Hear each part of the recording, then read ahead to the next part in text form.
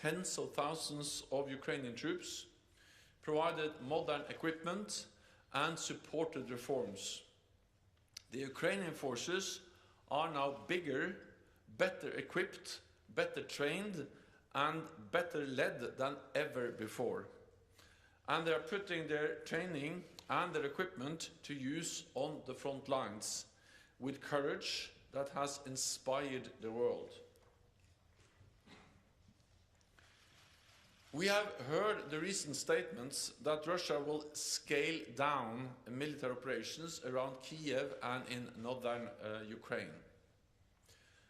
But Russia has repeatedly lied about its intentions. So we can only judge Russia on its actions, not on its words. According to our intelligence, Russian units are not withdrawing, but repositioning. Russia is trying to regroup, resupply, and reinforce its offensive in the Donbas region. At the same time, Russia maintains pressure on Kiev and other cities. So we can expect additional offensive actions bringing even more suffering. Russia must end this senseless war, withdraw all its troops, and engage in talks in good faith. NATO's core task is to protect and defend all allies. In recent years, we have implemented the biggest reinforcement of our collective defense in a generation, with particular focus on the eastern flank. We also developed new military plans for our deterrence and defense. All of this allowed NATO to respond quickly and decisively to Russia's invasion of Ukraine. We activated our defense plans within hours of the invasion. And within days, we deployed thousands more troops to the eastern part of our alliance. From both sides of the Atlantic, backed by major air and naval power. Sending a clear message: NATO stands strong and united.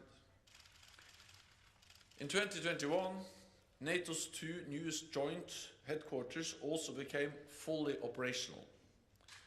Our Joint Force Command in Norfolk, Virginia, focused on securing transatlantic sea lines of communications.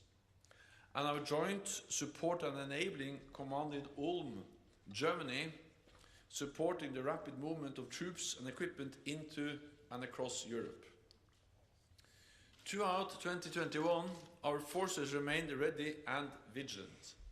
We sustained missions and deployments, including multinational battle groups, air and naval patrols, and missions in Kosovo and in Iraq. Last April, following close consultations among all allies, we announced the withdrawal of the rescue support mission from Afghanistan. In August, following the rapid collapse of the Afghan political and military leadership, we launched one of the largest airlifts in history, evacuating more than 120,000 people over the course of 3 weeks. Around 2,000 Afghans who have worked for NATO have now been resettled in allied countries. The lessons we have learned from Afghanistan will shape the alliance's response to crisis in the future. 2021 was the 7th consecutive year of rising defense spending across European allies and Canada, amounting to 3.1% rise in real terms, and a total of $270 billion extra since 2014. You will find the latest national defense investment figures in the annual report. At our extraordinary summit last week, allies agreed that we must redouble our efforts to invest more and more quickly in our defense. We face a new security reality, and there is a new sense of urgency. We have already seen national announcements of significant increases and procurement of cutting-edge capabilities. And allies will submit additional plans on how to meet the defense investment pledge in time for the Madrid summit in June. This is an investment in the bond between Europe and North America, which keeps us all safe. The annual report shows that public support for the transatlantic alliance is extremely strong. 81% of the people across the 30 allies believe it is important for North America and Europe to work together for our shared security. The polling we did last year shows that an overwhelming majority, 62%, would vote to remain in NATO, with only 11% saying they would vote to leave. Since then, national polling has shown further increases in support this year. Our polling also shows that a majority of allied citizens consider climate change a security threat. Addressing this is a key element of the NATO 2030 agenda, agreed by allied leaders at our Brussels summit last year. We also decided to increase our resilience, sharpen our technological edge, and strengthen our work with partners around the world. In June, at our summit in Madrid, we will take further steps to implement the NATO 2030 agenda and reset our deterrence and defense for the new security reality that we face. We will also agree NATO's next strategic concept, our guiding document for the next decade. It will reconfirm our core values, our purpose, and our unity, and drive the continuing adaptation of our alliance. In a more dangerous world, North America and Europe must stand strong and united in NATO. And with that, I'm ready to take your questions. We'll start with Deutsche Welle, lady fourth row there. Thank you very much. Secretary General, we heard some cautious optimism after the fresh round of talks, negotiations between Ukraine and Russia. However, you just said that Russia has been lying about its intentions. So what is your assessment? Has progress been made? Thank you. Also, I welcome all efforts to try to find a political solution to this brutal, senseless war, including the recent talks in Turkey, and I will also thank Turkey for hosting those talks. At the same time, it is obvious that we have seen little willingness from the Russian side to find a political solution. What we see is a continued military invasion of Ukraine. We see continued shelling of cities, and we see that Russia are repositioning some of their troops, moving some of them around, most likely to reinforce their efforts in the Donbas region. So we need to judge Russia on their actions, not on their words, and it remains to be seen whether there is any real willingness from the Russian side to find a political solution. Let me add one more thing, and that is that, of course, there is a close link between what is going on the battlefield and what is going on around the negotiating table. And NATO allies provide support to Ukraine to also strengthen their position at the negotiating table. Okay, we'll go to Interfax Ukraine, lady in red in the last row. Thank you, Anna. Secretary General, I do believe it's just a little remark that Ukrainian army surprised everybody, not only in Kremlin but also here.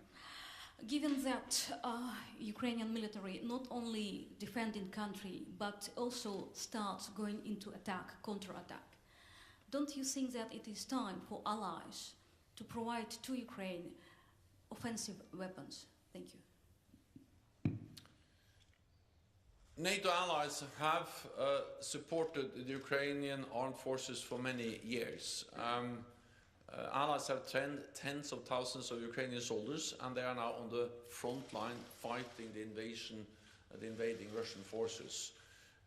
Provide modern equipment, different types of weapons, and also supported the modernization of the Ukrainian armed forces. And this has helped to make the Ukrainian army stronger, better equipped, better trained than ever before. But of course it is first and foremost the courage, the commitment of the Ukrainian soldiers, men and women in uniform, that has enabled them to resist, to stand up against the invading Russian forces.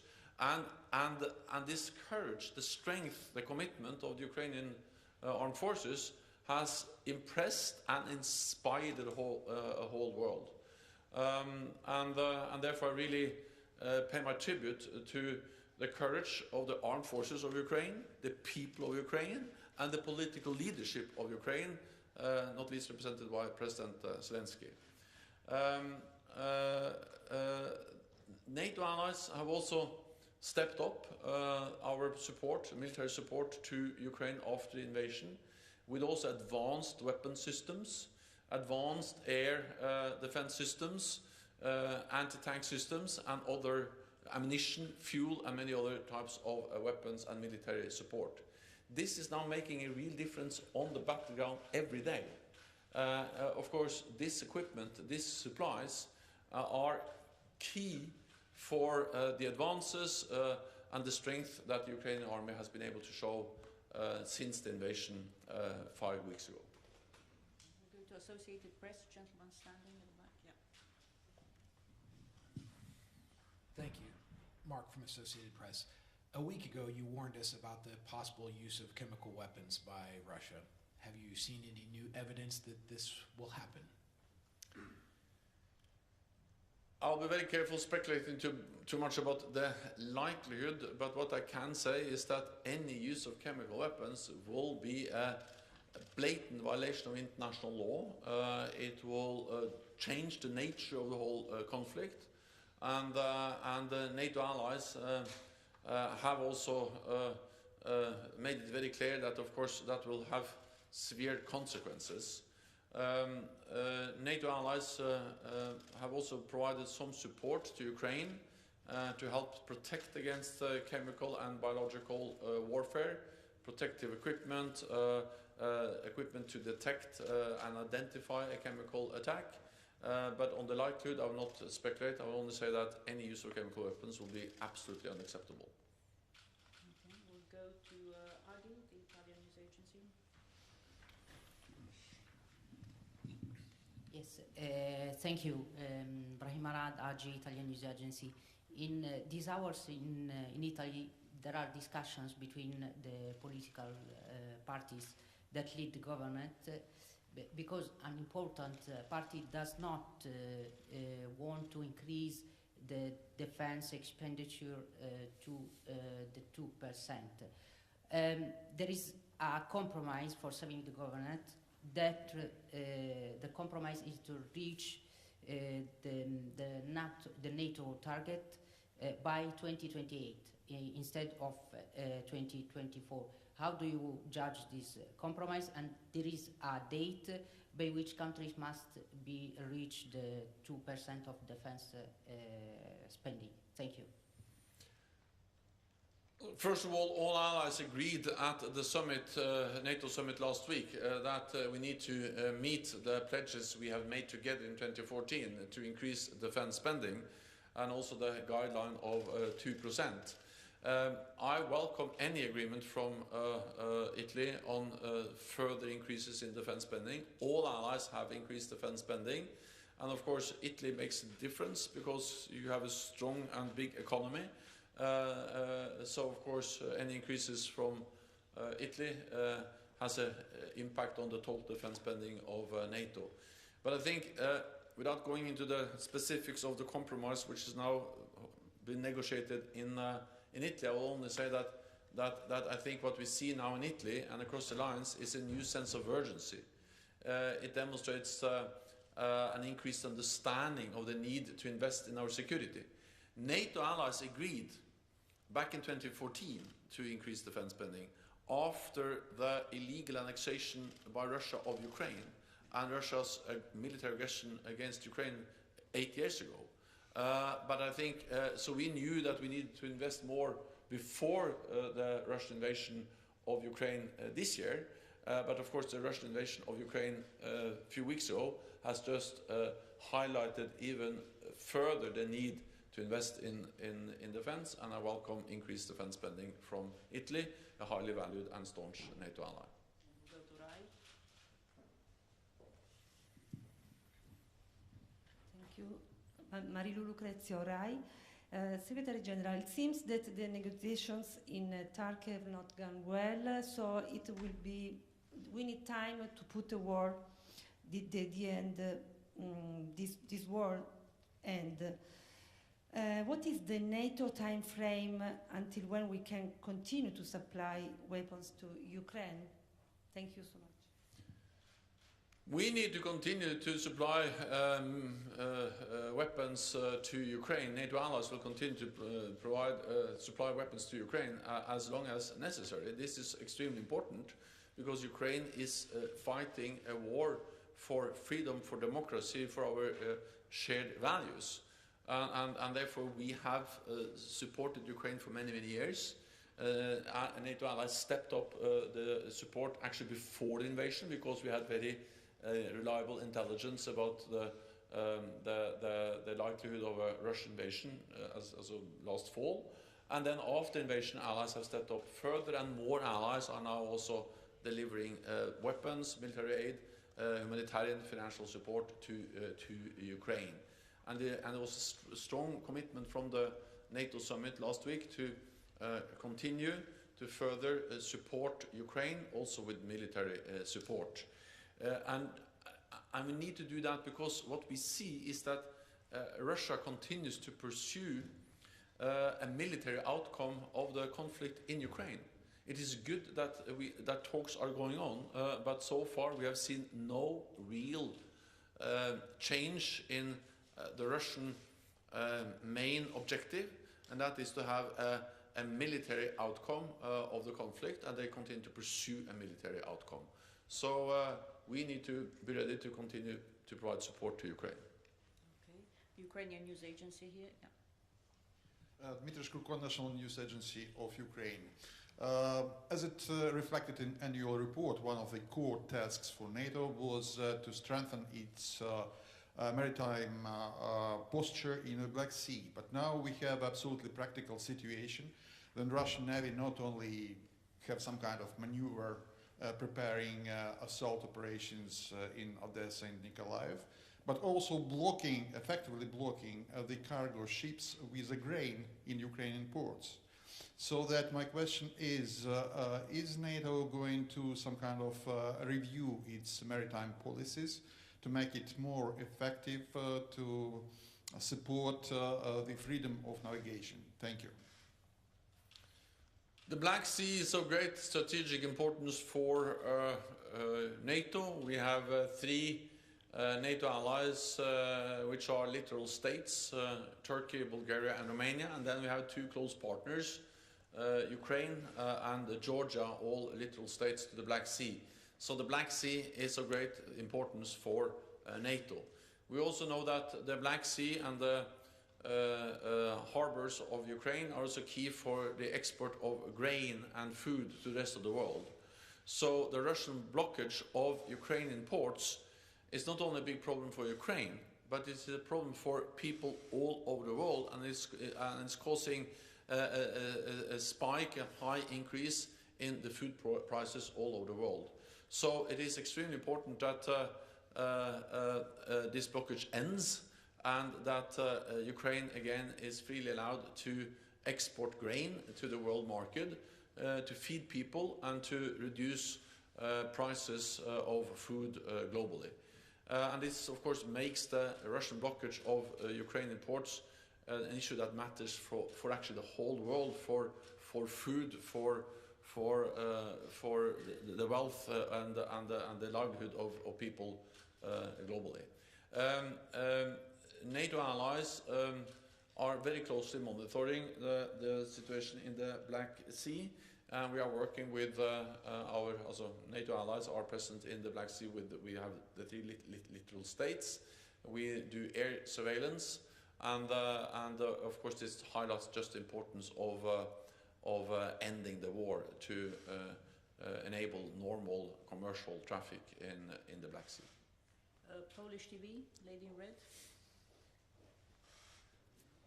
Dominika Ciosic, I have a question about Kaliningrad, because we heard a few times in Russian state TV, but not only that Russia considers plans to explore a corridor to Kaliningrad, and do you consider this as a real threat for Poland?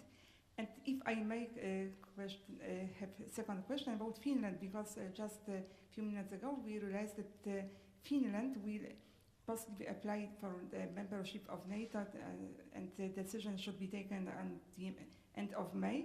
And could you comment this as well? Thank you very much. Also on Kaliningrad and any land corridor, of course, we are there to protect all NATO allies, and that includes also, of course, the Suwalki Gap and both Polish and Lithuanian territory. So to make sure that there's no room for misunderstanding or miscalculation in Moscow about that, we have significantly increased our presence in the eastern part of the alliance. And also NATO leaders, when they met last week, they also started or asked our military commanders for options for how to further and strengthen our presence in the eastern part of the alliance, because we face a new reality and we need a more long-term adaptation of NATO's deterrence and defense, including the presence in the east. So we are there to ensure that Russia doesn't use Kaliningrad or any other pretext to launch any kind of aggressive actions against any NATO ally. On Finland, NATO has always supported the fundamental right of every nation to choose its own path. And that includes, of course, the right for Finland and also Sweden to decide to not aspire for membership, as has been their policy for decades. And we have totally respected that. But of course, we also will respect if Finland decides to change and to say that we are now ready to apply for membership. This is a Finnish and only a Finnish decision, sovereign decision by a sovereign democratic state to make.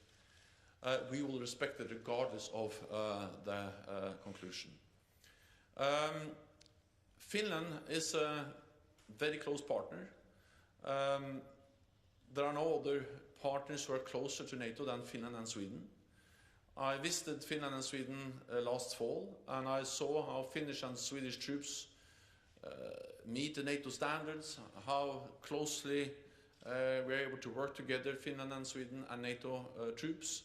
And of course, if they apply, I expect that they will be very welcomed and that we'll find a way to quickly agree the accession protocol and follow up on a membership of Finland. But again, it is for Finland to decide, and we will wait until Finland has made any decision on the issue of membership. We'll take a couple of questions online, and we'll go to TV2 Denmark. Divya Das. Yes, hello, thank you. Divya from TV2 Denmark. So Denmark is offering to send 800 more troops under NATO command to the Baltic countries. First up, will NATO accept this offer? And secondly, if I may, sir, the government of Denmark has recently pledged to spend more on defense. Denmark would reach the guideline of 2% of GDP by 2033. That is 11 years from now. Is this, in your opinion, ambitious enough? Thank you. Denmark is a highly valued ally, which is contributing to our shared security in many different ways, with presence in in the Baltic region. You have also been part of different NATO missions and operations, including fighting terrorism. You led the NATO training mission in Iraq, and you also invest heavily in new modern capabilities, including new 5th generation aircraft. And all of this is essential and important contributions to our collective defense, to our shared security, and I would like to commend Denmark now for stepping up, for investing more, and also increasing your presence in the high north. All of this is important for all NATO allies. I also welcome the commitment to reach the 2% target. We have a commitment to do that as soon as possible. At the same time, I just welcome the fact that Denmark has now clearly identified that they have a plan to reach 2%, and with a strong economy, a growing economy, this will in the coming years mean significant additional allocations of funding for the Danish defense budget, and that will be important for all of us. When it comes to the 800 soldiers or personnel assigned to NATO missions, of course we welcome that. It's extremely important, and we welcome also that Denmark has already provided more troops and also some more troops on higher readiness. That's extremely important, something which is very much welcomed. We are now in the process of assessing the need to adjust our presence in the eastern part of the alliance for the longer term. And of course, as part of that adjustment of NATO presence in the east, Danish troops will be very much welcomed. And we'll next take a question from Romania, Robert Lupitu from Calea Europeană. Good afternoon. Thank you for taking my question. Mr. Secretary General, we know that Germany has decided to boost its defense spending with additional 100 billion euros. Poland wants to boost its defense still 3% of GDP, Romania as well to 2.5% of GDP. I want to ask you, do you have an evaluation, given the practical way that the Russian war in Ukraine is happening, about possible new capabilities that, for instance, Germany or countries from the eastern flank will need in terms of land equipments, naval or aerial defense? Thank you. First of all, I welcome the very strong commitments and announcements made from several allies to invest more. The German announcement to meet the 2% target now already, and also from Romania, Poland and others to exceed the 2% guideline. Together this makes a huge difference. I have for many years been a politician. I know it's hard in a way to allocate money for defense, because then there's less money for health, for education, for infrastructure and other important tasks. At the same time, when we see a new security reality, when we see the aggressive actions of Russia against Ukraine, then we all realize the need to invest in our security, because without peace, without security, we will not succeed with anything of all the other aims and goals we have for our societies, be it welfare, or be it education, or be it addressing climate change. So security, peace is basis for all the other efforts, and therefore we need to invest more in our security when we face a more dangerous world. And therefore I welcome the announcements by Poland, by Romania, by Germany and many other allies. In NATO we have a defense planning process where we actually, through a very thorough and comprehensive process, go through the different needs, the different capabilities, and then we identify capabilities. And this is part of NATO defense planning process, and we have capability targets for each and every ally allocated to them.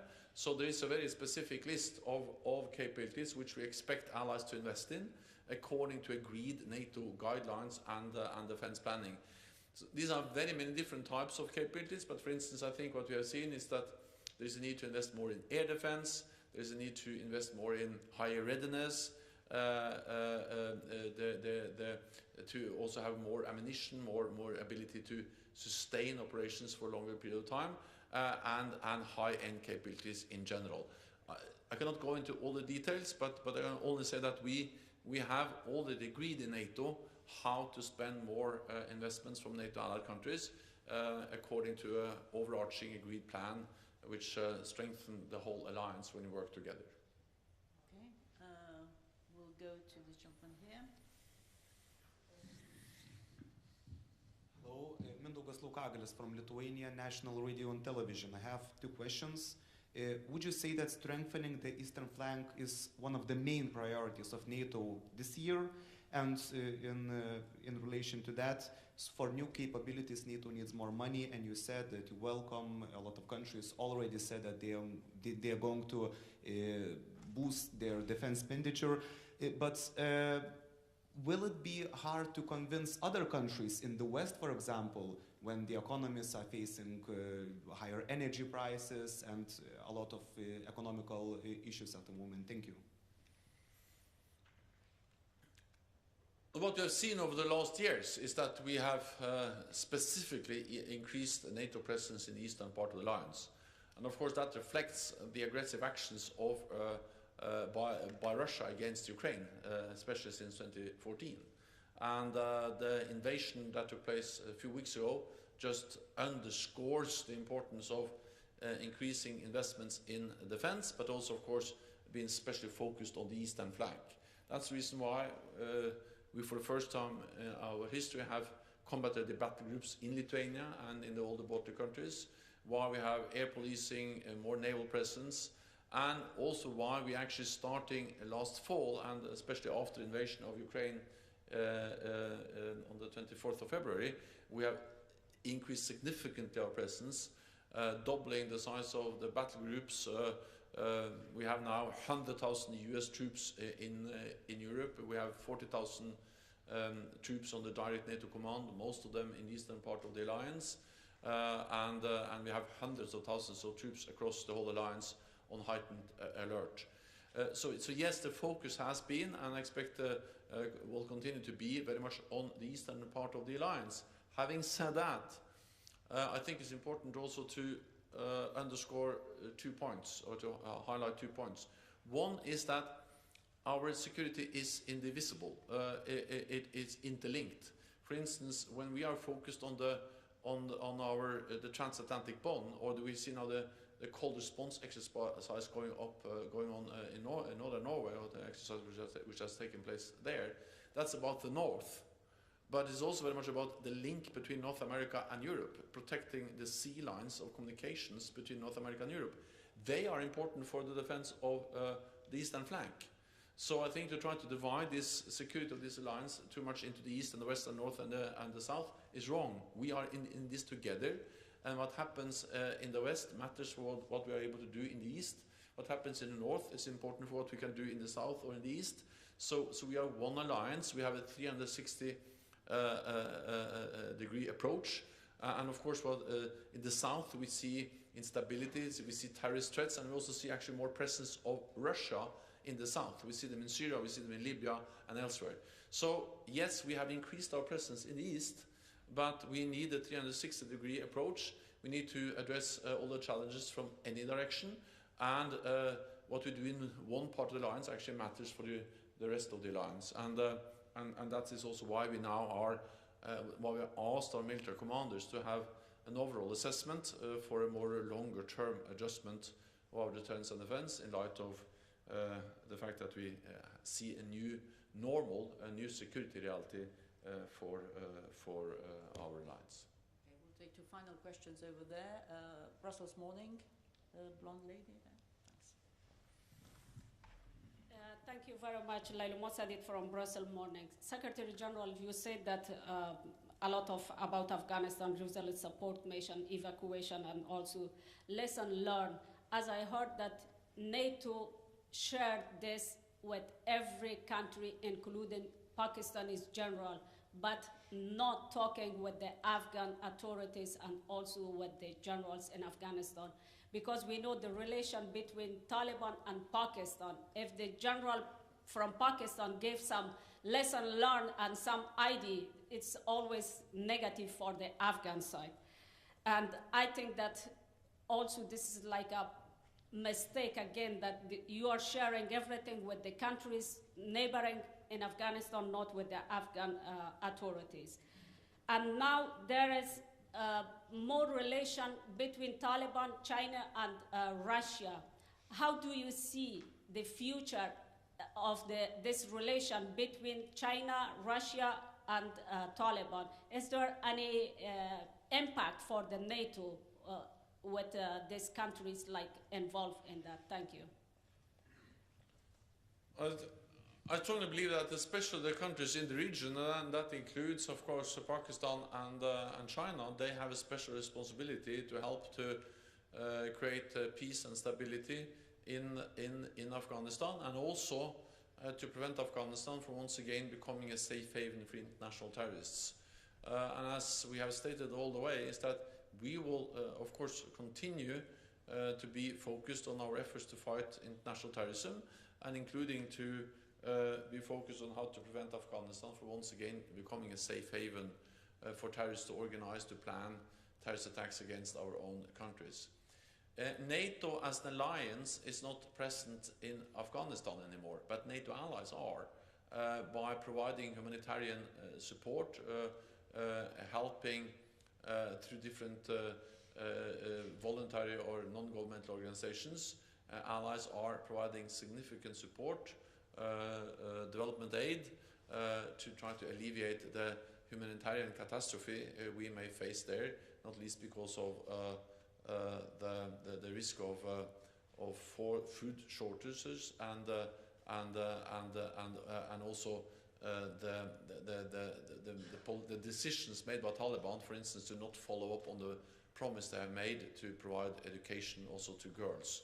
So allies are focused, allies are closely monitoring, and allies are calling on the Taliban government to make good on their promises, and we do that despite the fact that NATO as an alliance has ended its military presence in Afghanistan. We will continue to call on them to do so, especially on providing education to girls. Final question from Le Soir. Thank you, Philippe Renier, Journal Le Soir. In the vein of what you've just said regarding the defense spending, do you expect the leaders, the need for the leaders to agree on new targets at the summit, even higher targets for sure? Thank you. So our focus was at the summit we had last week to make sure that we deliver on what we have done, what we have already agreed, the 2% guideline. And of course, the 2% guideline is not a ceiling; it's a minimum. It's a floor. So of course, it's absolutely possible to do more.